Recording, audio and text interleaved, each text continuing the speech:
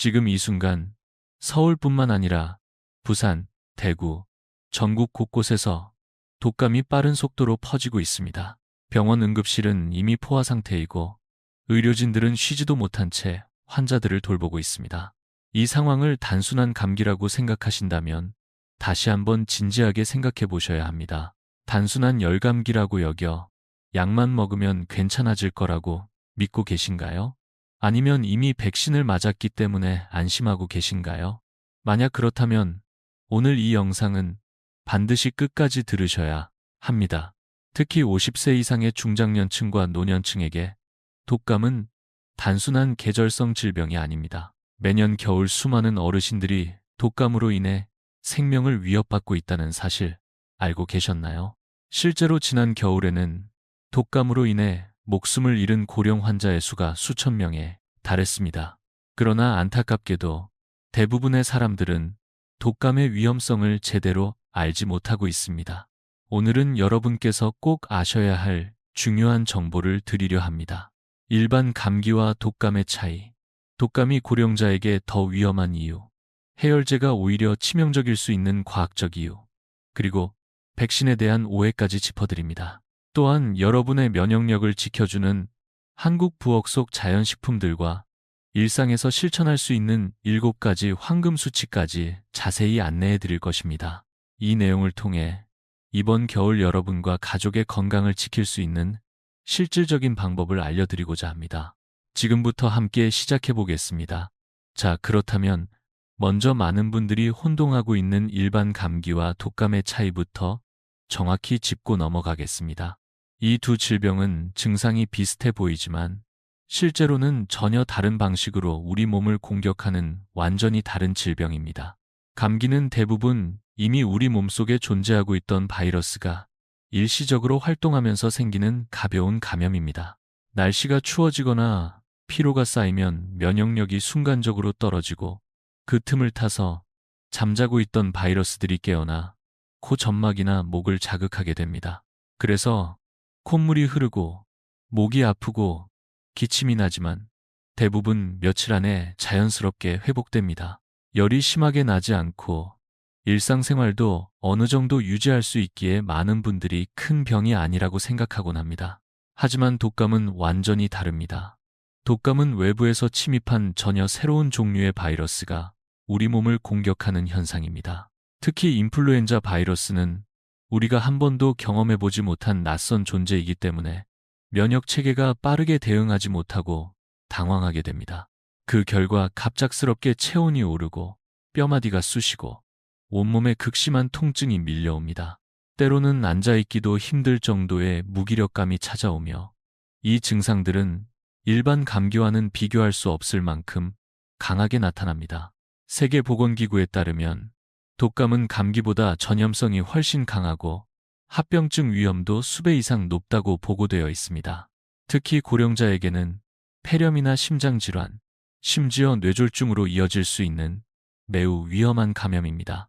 그렇기 때문에 감기처럼 가볍게 넘겨서는 안 됩니다. 지금 내가 앓고 있는 것이 감기인지 독감인지 구분하는 것만으로도 생명을 지키는 첫걸음이 될 수 있습니다. 이제 독감이 왜 이렇게 위험한지를 알았다면 다음으로는 왜 50세 이상의 분들이 특히 더 큰 위험에 놓여 있는지 그 과학적 이유를 함께 알아보겠습니다. 앞에서 독감이 왜 일반 감기보다 훨씬 위험한지 살펴보았다면 이제 많은 분들이 궁금해하시는 또 한 가지 중요한 사실을 이야기해야 합니다. 바로 왜 50세 이상에서 독감의 위험이 몇 배나 높아지는가 하는 문제입니다. 이 부분을 정확히 이해해야만 여러분과 가족의 건강을 지키는 올바른 대비가 가능합니다. 우리 몸은 나이가 들수록 자연스럽게 면역력이 서서히 감소합니다. 특히 50세 전후부터는 면역세포의 반응 속도와 생성량이 눈에 띄게 줄어들기 때문에 새로운 바이러스가 침입했을 때 방어벽이 충분히 빠르게 작동하지 못합니다. 이는 누구에게나 찾아오는 자연스러운 변화이지만 그 결과 독감은 감기보다 훨씬 큰 위협으로 다가오게 됩니다. 실제로 많은 연구에서는 50세 이상이 되면 독감으로 인한 합병증 발생률이 젊은 층보다 몇 배나 높아진다고 보고합니다. 폐렴은 물론이고 심장 기능 저하, 신장 손상, 그리고 회복 이후에도 뇌졸중 위험이 크게 증가한다는 결과도 있습니다. 특히 추운 겨울철에는 혈관이 수축하고 혈액 흐름이 느려져 바이러스성 염증이 혈관에 미치는 부담이 더욱 커집니다. 이러한 현상은 주변에서 쉽게 볼 수 있습니다. 평소 건강하던 분이라도 갑작스러운 고열과 전신 통증을 겪고 나면 회복하는데 오랜 시간이 걸리거나 예상치 못한 합병증이 뒤따르는 경우가 적지 않습니다. 실제로 몇 해 전 겨울, 경기도에 사는 김순자 72살 어르신은 독감이라고 생각하지 않고 며칠을 버티다 폐렴으로 번져 입원 치료를 받게 되었습니다. 이 사례는 결코 특별한 이야기가 아닙니다. 노년층에게 독감은 그만큼 빠르고 강하게 다가오는 질병입니다. 이처럼 면역력이 떨어진 상태에서는 작은 바이러스도 큰 병이 될 수 있음을 반드시 기억해야 합니다. 그렇다면 자연스럽게 다음 질문이 떠오릅니다. 독감에 걸렸을 때 많은 분들이 가장 먼저 찾는 해열제는 과연 도움이 될까요? 아니면 위험을 키우는 선택일까요? 지금부터 이 중요한 문제를 자세히 살펴보겠습니다. 앞서 말씀드린 것처럼 많은 분들이 독감에 걸렸을 때 가장 먼저 손이 가는 것이 해열제입니다. 열이 나면 무조건 줄여야 한다고 생각하기 때문입니다.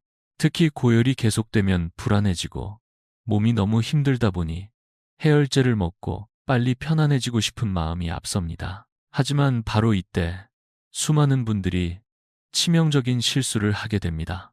독감 바이러스는 우리 몸이 한 번도 경험하지 못한 낯선 적입니다.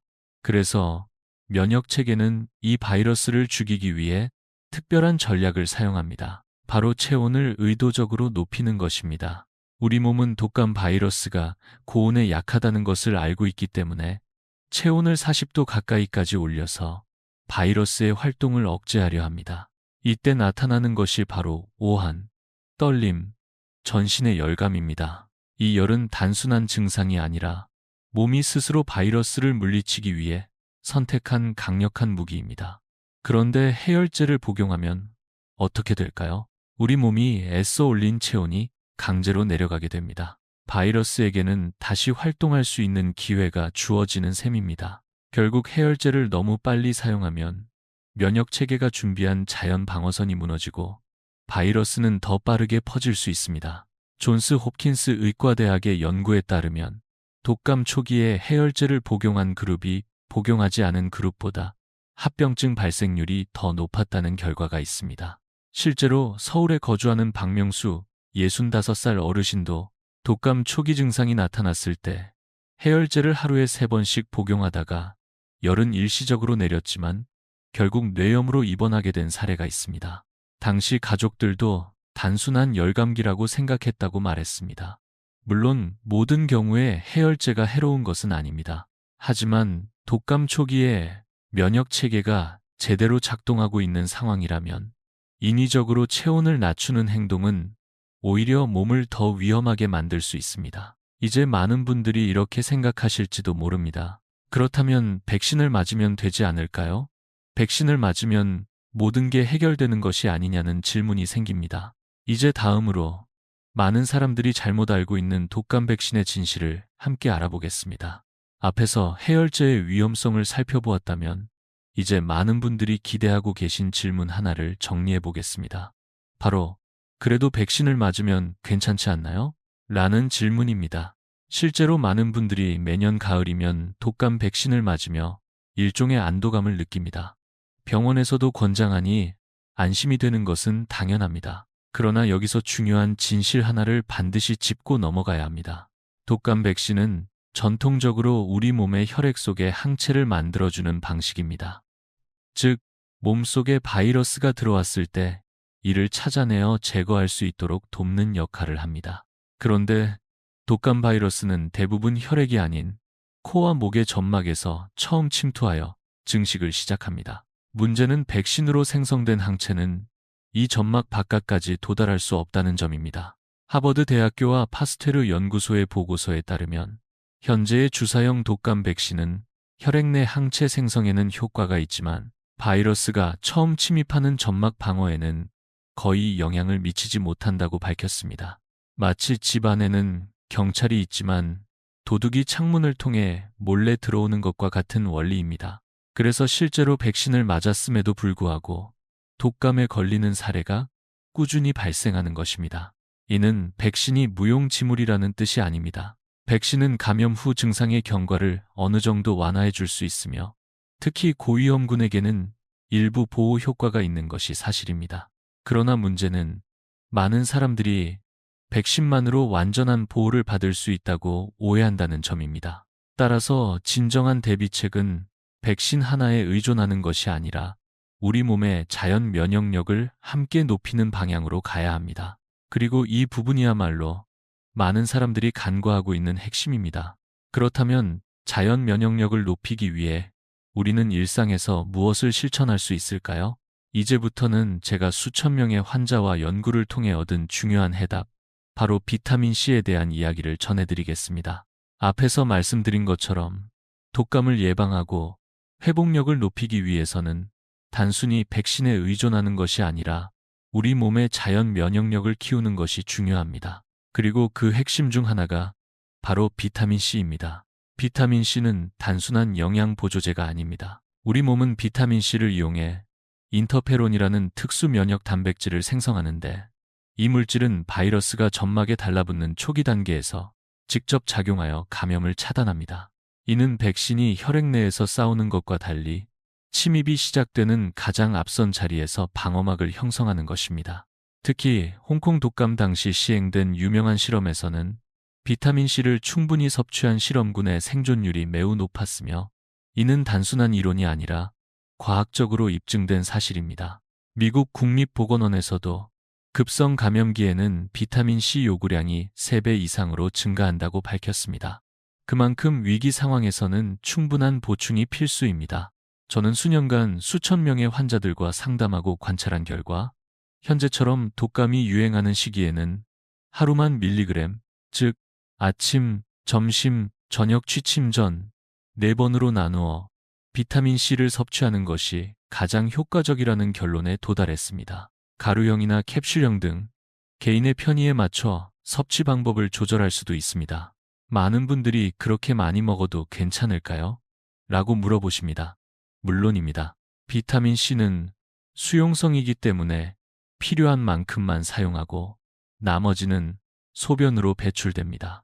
단, 위장이 예민한 분들은 공복을 피하고 식후에 드시는 것이 좋습니다.